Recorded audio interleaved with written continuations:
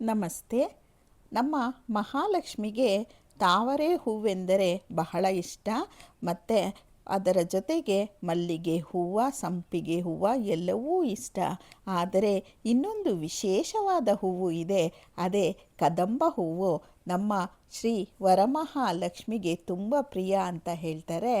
ನಮ್ಮ ಸುತ್ತಮುತ್ತ ಪ್ರಕೃತಿ ನಮಗೆ ಎಷ್ಟೊಂದು ಅದ್ಭುತವಾದ ಹೂವನ್ನು ಕೊಟ್ಟಿದ್ದಾವೆ, ಅವನ್ನು ಗಿಡ ಮರಗಳಲ್ಲಿ ಇಟ್ಟಿದೆ.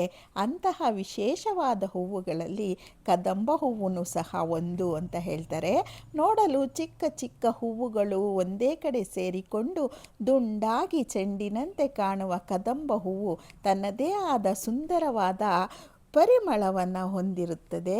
ಆದರೆ ಕದಂಬ ಹೂವು ಕೇವಲ ನೋಡಲು ಸುಂದರವಾದ ಹೂವು ಮಾತ್ರವಲ್ಲ, ನಮ್ಮ ಭಾರತೀಯ ಸಂಸ್ಕೃತಿಯಲ್ಲಿ, ಪುರಾಣಗಳಲ್ಲಿ ಮತ್ತು ಕೆಲವು ದೇವತಾ ಆರಾಧನೆಗಳಲ್ಲಿ ಕದಂಬ ಮರಕ್ಕೆ ಒಂದು ವಿಶೇಷವಾದ ಸ್ಥಾನವಿದೆ ಅಂತ ಹೇಳ್ಬೋದು. ಹಾಗಾದರೆ ಕದಂಬ ಹೂವು ಯಾವಾಗ ಬಿಡುತ್ತೆ, ಎಲ್ಲೆಲ್ಲಿ ಇದೆ ಅನ್ನೋ ವಿಶೇಷವನ್ನು ತಿಳ್ಕೊಳ್ಳೋಣ. ಪೂಜೆಯಲ್ಲಿ ಇದಕ್ಕೆ ಯಾವ ಮಹತ್ವ? ಮುಖ್ಯವಾಗಿ ವರಮಹಾಲಕ್ಷ್ಮಿ ಪೂಜೆಯಲ್ಲಿ ಕದಂಬ ಹೂವನ್ನು ಬಳಸಬಹುದೇ ನೋಡೋಣ ಬನ್ನಿ. ಕದಂಬ ಹೂವು ಹೇಗಿರುತ್ತದೆ? ಕದಂಬ ಮರವನ್ನು ಸಾಮಾನ್ಯವಾಗಿ ದೊಡ್ಡದಾಗಿ ಬೆಳೆಯುವ ಮರವಾಗಿ ನಾವು ನೋಡಬಹುದು. ಇದರ ಸೈಂಟಿಫಿಕ್ ನೇಮು, ವೈಜ್ಞಾನಿಕ ಹೆಸರು ನಿಯೋಲಾ ಮಾರ್ಕಿಯಾ ಕಡಂಬ ಅಂತ ಕರೀತಾರೆ. ಕಡಂಬ ಅಂದರೆ ಕದಂಬ ಅಂತ ಕರೀತಾರೆ. ಕದಂಬ ಹೂವು ಸಾಮಾನ್ಯ ಹೂವಿನಂತೆ ಒಂದೇ ದಳ ಇರೋದಿಲ್ಲ. ಹೂವಲ್ಲಿ ಹಲವಾರು ಸಣ್ಣ ಹೂಗಳು ಒಂದಾಗಿ ಸೇರಿಕೊಂಡು ಒಂದು ದುಂಡಗಿನ ಚೆಂಡಿನ ಆಕಾರವನ್ನು ಪಡೆದಿರುತ್ತೆ. ಇದು ಸಾಮಾನ್ಯವಾಗಿ ಹಳದಿ ಅಥವಾ ಕಿತ್ತಳೆ ಇಲ್ಲ ಲೈಟ್ ಕೆಂಪು ಅಂದರೆ ತಿಳಿ ಕೆಂಪು ಬಣ್ಣದಲ್ಲಿ ನಮಗೆ ಕಾಣಿಸುತ್ತೆ. ಹೂವು ಅರಳಿದಾಗ ಅದರ ಪರಿಮಳ ಸುತ್ತಮುತ್ತ ತುಂಬ ಹೂ ಬಿಡುವ ಸಮಯ ಬರುತ್ತದೆ. ಆದ್ದರಿಂದ ಮಳೆಗಾಲದ ಪ್ರಕೃತಿಯೊಂದಿಗೆ ಕದಂಬ ಹೂವಿಗೆ ವಿಶೇಷವಾದ ಸಂಬಂಧ ಇದೆ ಅಂತ ಹೇಳ್ತಾರೆ.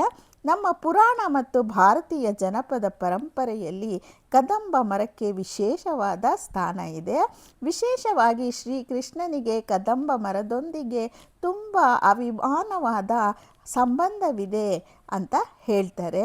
ಅಂದರೆ ಇಲ್ಲಿ ಪ್ರಸಿದ್ಧ ನಂಬಿಕೆಯೂ ಸಹ ನಾವು ಪಾಲಿಸಬೇಕಾಗುತ್ತೆ.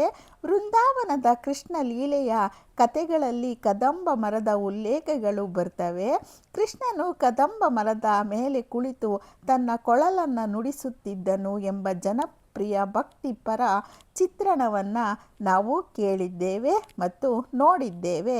ಅದರ ಕಾರಣದಿಂದ ಅನೇಕ ಭಕ್ತರ ಮನಸ್ಸಿನಲ್ಲಿ ಕದಂಬ ಮರವು ಶ್ರೀಕೃಷ್ಣನ ನೆನಪನ್ನು ಮೂಡಿಸುವ ಪವಿತ್ರ ಮರ ಎಂಬ ಸ್ಥಾನವನ್ನು ಪಡ್ಕೊಂಡಿದೆ. ಇದೇ ಕಾರಣಕ್ಕೆ ಕದಂಬ ಮರವನ್ನು ಕಂಡಾಗ ಪ್ರಕೃತಿಯ ಸೌಂದರ್ಯದ ಜೊತೆಗೆ ದೈವಿಕ ಭಾವನೆಯೂ ಸಹ ನಾವು ಅನುಭವಿಸ್ತೀವಿ. ಕದಂಬ ಹೂವು ಯಾವಾಗ ಬಿಡುತ್ತೆ ಅಂದರೆ, ಸಾಮಾನ್ಯವಾಗಿ ಕದಂಬ ಮರವು ಮಳೆಗಾಲದಲ್ಲಿ ಹೆಚ್ಚು ಹೂ ಬಿಡುತ್ತೆ. ನಮ್ಮ ಕರ್ನಾಟಕದ ಅನೇಕ ಭಾಗಗಳಲ್ಲಿ ಈ ಮರಗಳನ್ನು ನಾವು ನೋಡಬಹುದು. ಉಷ್ಣವಲಯದ ಪ್ರದೇಶಗಳಲ್ಲಿ ಮಳೆಗಾಲದ ಸಮಯದಲ್ಲಿ ಕದಂಬ ಮರ ಹೂಗಳಿಂದ ತುಂಬಿ ತುಳುಕ್ತಾ ಇರುತ್ತೆ. ಆದರೆ ಹೂ ಬಿಡುವ ನಿಖರ ಸಮಯವು ಪ್ರದೇಶದ ಮೇಲೆ ಪ್ರದೇಶಕ್ಕೆ ಭಿನ್ನವಾಗಿರುತ್ತೆ. ಅದರ ಹವಾಮಾನಕ್ಕೆ ಇದರ ಬೆಳವಣಿಗೆಯ ಪರಿಸ್ಥಿತಿ ಬದಲಾಗ್ತಾ ಇರುತ್ತೆ. ಮಳೆ ಬಂದು ಭೂಮಿಗೆ ತಂಪಾದಾಗ ಹಸಿರು ಪ್ರಕೃತಿಯ ನಡುವೆ ಕದಂಬ ಹೂವು ಅರಳುವುದನ್ನು ನೋಡೋದಕ್ಕೆ ತುಂಬ ಆಗಿರುತ್ತೆ. ಪೂಜೆಯಲ್ಲಿ ಕದಂಬ ಹೂವಿನ ವಿಶೇಷತೆ ಅಂದರೆ, ಹೂವು ಎಂದರೆ ನಮ್ಮ ಪೂಜೆಯಲ್ಲಿ ಕೇವಲ ಅಲಂಕಾರವೇ ಅಲ್ಲ. ಹೂವನ್ನು ದೇವರಿಗೆ ಅರ್ಪಿಸುವಾಗ ನಮ್ಮ ಮನಸ್ಸಿನ ಭಕ್ತಿ, ಶ್ರದ್ಧೆ ಮತ್ತು ಶುದ್ಧ ಭಾವನೆಯನ್ನು ನಾವು ಅರ್ಪಣೆ ಮಾಡ್ತೀವಿ. ಕದಂಬ ಹೂವನ್ನು ಕೆಲವು ಪ್ರದೇಶಗಳಲ್ಲಿ ವಿವಿಧ ದೇವತಾ ಆರಾಧನೆಗಳಲ್ಲಿ ಬಳಸುವ ಆಚರಣೆ ಇದೆ. ಅದರಲ್ಲಿ ಒಂದು ಮುಖ್ಯವಾದ ವಿಷಯ ನಾವು ನೆನಪು ಮಾಡ್ಕೋಬೇಕು. ಪ್ರತಿಯೊಂದು ದೇವರಿಗೂ ಕದಂಬ ಹೂವೇ ಕಡ್ಡಾಯ ಅಥವಾ ಕದಂಬ ಹೂವು ಅರ್ಪಿಸಿದರೆ ಇದರ ಫಲ ಖಚಿತ ಎಂಬ ಶಾಸ್ತ್ರಗಳು ಯಾವುದೂ ಇಲ್ಲ. ಪ್ರದೇಶದಿಂದ ಪ್ರದೇಶಕ್ಕೆ ಪೂಜಾ ಪದ್ಧತಿಗಳು ಬದಲಾಗ್ತಾ ಇರ್ತವೆ. ಆದ್ದರಿಂದ ನಮ್ಮ ಕುಟುಂಬ ಸಂಪ್ರದಾಯದಲ್ಲಿರುವ ಆಚರಣೆಗಳನ್ನು ನಾವು ಆಚರಿಸಬೇಕು. ಮತ್ತು ಕದಂಬ ಹೂವನ್ನು ಸಹ ನಾವು ಎಲ್ಲ ಹೂವುಗಳಂತೆ ಭಕ್ತಿ ಭಾವದಿಂದ ಪೂಜೆಗಳಲ್ಲಿ ಉಪಯೋಗ ಮಾಡಬಹುದು. ವರಮಹಾಲಕ್ಷ್ಮಿ ಪೂಜೆಯಲ್ಲಿ ಕದಂಬ ಹೂವು, ಇದನ್ನು ಎಲ್ಲರೂ ಕೇಳುವುದು, ವರಮಹಾಲಕ್ಷ್ಮಿ ಪೂಜೆಗೆ ಕದಂಬ ಹೂವನ್ನು ಬಳಸಬಹುದೇ? ಕದಂಬ ಹೂವು ಬೇಕೇ ಬೇಕು, ಕಮಲದ ಹೂವು ಬೇಕೇ ಬೇಕು, ಆ ಹೂವು ಬೇಕು, ಈ ಹೂವು ಬೇಕು ಎಂಬ ಕಡ್ಡಾಯ ಏನೂ ಇಲ್ಲ. ಅಮ್ಮನಿಗೆ ಮುಖ್ಯವಾದದ್ದು ನಮ್ಮ ಭಕ್ತಿ. ನಮ್ಮ ಮನೆಯ ಸಂಪ್ರದಾಯದಲ್ಲಿ ಕದಂಬ ಹೂವನ್ನು ಲಕ್ಷ್ಮೀ ಪೂಜೆಗೆ ಬಳಸ್ತಿದ್ರೆ ನಾವು ಸಹ ಬಳಸಬಹುದು. ಸ್ವಚ್ಛವಾದ ತಾಜಾ ಹೂವನ್ನು ಭಕ್ತಿಯಿಂದ ಅರ್ಪಿಸಬಹುದು. ಹೂವು ಸಿಗದಿದ್ದರೆ ಪೂಜೆ ಅಪೂರ್ಣ ಅನ್ನುವ ಭಯವೂ ಬೇಡ. ಅಮ್ಮನಿಗೆ ಹೂವಿಗಿಂತ ನಮ್ಮ ಮನಸ್ಸಿನ ಶುದ್ಧತೆ ತುಂಬ ಮುಖ್ಯ. ಕದಂಬ ಹೂವು ವಿಶೇಷವಾಗಿರುವ ಸ್ಥಳಗಳಲ್ಲಿ ಕದಂಬ ಮರವು ಭಾರತದ ವಿವಿಧ ಭಾಗಗಳಲ್ಲಿ ಕಂಡುಬರುತ್ತೆ. ಮತ್ತು ಕರ್ನಾಟಕದಲ್ಲಿಯೂ ಕೆಲವು ಕಡೆ ಕದಂಬ ಮರ ಮತ್ತು ಕದಂಬ ಹೂವಿಗೆ ಸ್ಥಳೀಯ ಸಾಂಸ್ಕೃತಿಕ ಮಹತ್ವ ಇದೆ. ಅದರಲ್ಲೂ ಮಳೆಗಾಲದಲ್ಲಿ ಕದಂಬ ಮರ ಹೂ ಬಿಡುವಾಗ ಅದರ ಸುತ್ತಮುತ್ತಲಿನ ಪ್ರಕೃತಿ ಇನ್ನಷ್ಟು ಸುಂದರವಾಗಿ, ಸುಮಧುರವಾಗಿ, ಸುವಾಸನೆಯುಕ್ತವಾಗಿರುತ್ತೆ. ಕದಂಬ ಎಂಬ ಹೆಸರಿಗೂ ನಮ್ಮ ಇತಿಹಾಸದಲ್ಲಿ ವಿಶೇಷ ಸ್ಥಾನವಿದೆ. ಕರ್ನಾಟಕದ ಕದಂಬ ರಾಜವಂಶದ ಹೆಸರಿನಲ್ಲಿಯೂ ಕದಂಬ ಎಂಬ ಪ್ರಸಿದ್ಧವಾದ ಹೆಸರು ಇದೆ. ಒಂದು ಸುಂದರ ಸಂದೇಶ. ಇಂದು ನಾವು ಕದಂಬ ಹೂವಿನ ಬಗ್ಗೆ ಸಾಕಷ್ಟು ತಿಳ್ಕೊಂಡ್ವಿ. ಪ್ರಕೃತಿಯಲ್ಲಿ ಸಿಗುವ ಪ್ರತಿಯೊಂದು ಹೂವಿಗೂ ತನ್ನದೇ ಆದ ಸೌಂದರ್ಯವಿದೆ, ಮಹತ್ವವಿದೆ.